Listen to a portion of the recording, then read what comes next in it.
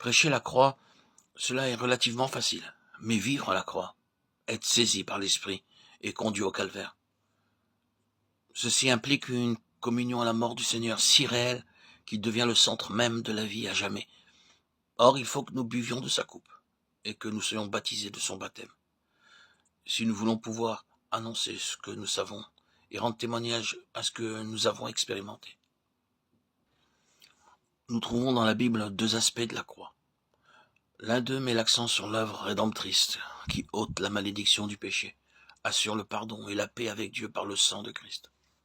Le second place l'accent sur la communion aux souffrances du Christ, sur l'ordre du Seigneur. Prends ta croix et suis-moi.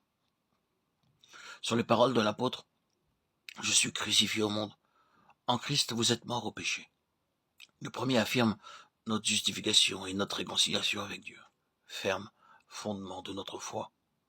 Le second annonce la sanctification nécessaire. Par la conformité à la mort de Christ, nous mourrons au péché et au monde, et expérimentons en même temps le pouvoir de la croix pour briser la puissance du péché en nous et sa domination sur nous. Il va sans dire qu'il est plus facile d'annoncer la justification et le pardon que la communion avec Christ dans sa mort, et que la prédication de la justification est plus aisément reçue et crue que celle de la sanctification. C'est pour cela que tant de chrétiens s'arrêtent à mi-chemin, n'allant jamais au-delà de cette foi qui voit en Christ, celui qui pardonne le péché. Parlez-vous de communion à ses souffrances, de conformité en sa mort? Ils sont effrayés et reculent. Ils ne veulent pas renoncer à eux-mêmes. Et cependant, c'est seulement lorsque l'homme a compris le double message de la croix qu'il saisit toute la portée, tout le prix de sa rédemption. Que le Seigneur nous donne l'esprit de sagesse, qu'il illumine et dévoile à nos regards les gloires de la croix. Qu'il nous donne aussi l'esprit de prière en faveur de son peuple, afin que tous suivent fidèlement les traces de celui qui porta la croix. Qui est celui qui vient d'Édom en vêtements rouges, qui vient de Bostra avec des habits éclatants, portant la tête haute, dans la plénitude de sa force? C'est moi qui parle avec justice, tout-puissant pour sauver. Pourquoi tes vêtements sont-ils rouges? J'étais seul à fouler au pressoir, et parmi les peuples, personne n'était avec moi. Ésaïe 63, 1-3. Voici l'agneau de Dieu, Jean 1, 29. Et lorsqu'ils furent arrivés au lieu appelé Calvaire, ils le crucifièrent, Luc 23, 33. Les siècles étaient révolus, l'heure était venue. Le sacrifice de l'agneau immolé dès la fondation du monde allait être consommé à la face du ciel, la terre, au lieu appelé Golgotha, Acte 4, 27, 28. Après la tragédie du jardin d'Éden, par les lois mosaïques, par les sacrifices, par la voix des prophètes, Dieu avait annoncé la croix. Il avait acheminé l'humanité, surtout son peuple Israël, vers cette croix, qui est et demeure à jamais au centre de l'histoire, dont elle est l'axe en même temps que le point culminant. Tout ce qui précède le drame du calvaire y conduit, tout ce qui le suit en découle.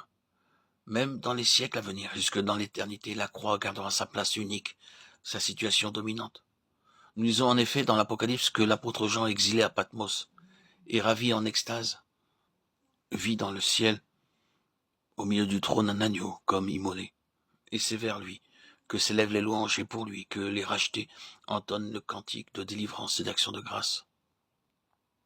700 ans avant que Jésus-Christ ne fût conduit au lieu appelé Calvaire, un prophète sous l'inspiration divine avait annoncé la croix. Il avait annoncé en termes si précis le Sauveur du monde que seuls les aveugles purent manquer à le reconnaître lorsqu'il vint ici-bas, Dieu manifesté en chair.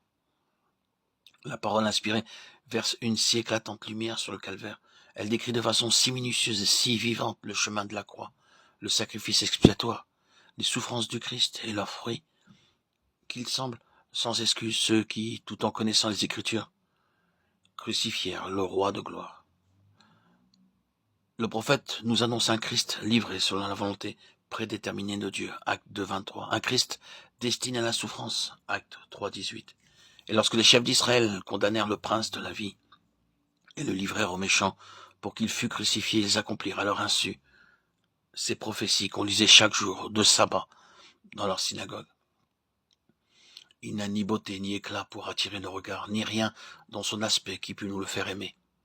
Il était méprisé et abandonné des hommes, homme de douleur, connaissant la souffrance. Un objet à la vue duquel on se couvre le visage. Ésaïe 53, 1, 4.